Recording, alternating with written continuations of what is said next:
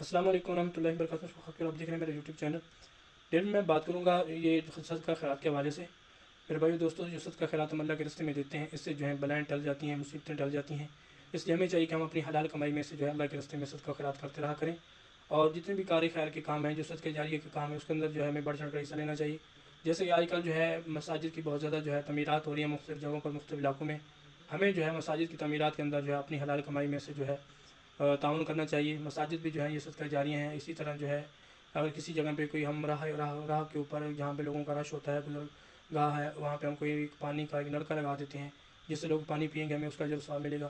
اسی طرح کسی ہم جگہ کے اوپر جو ہے فلٹریشن کا پلانٹ لگا دیتے ہیں، پانی صاف کرنے والا، وہاں سے جو ہے لوگ پانی بھرنے آئیں گے اور گھر میں جا کر اپنے بچوں کو پلائیں گے اور پانی پئیں گے اور اس کو استعمال کریں گے اور سکون حاصل کریں گے، راحت حاصل کریں گے، چین ملے گا صاف پانی پینے سے، بیماریوں سے محفوظ رہیں گے، وہ دعائیں کریں گے۔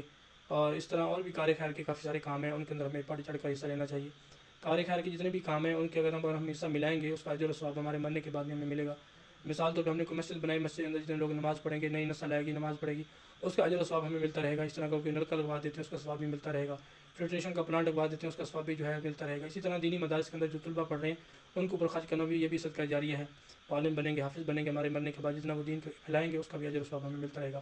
اس طرح دین کی جتنی بھی تقاضے ہیں، اس کے اندر بڑھ چڑھ کر حصہ ملانا چاہیے۔ اس کا اہتمام میں بھی کروں گا، آپ بھی کریں گے انشاءاللہ۔ جزاکم اللہ خیر۔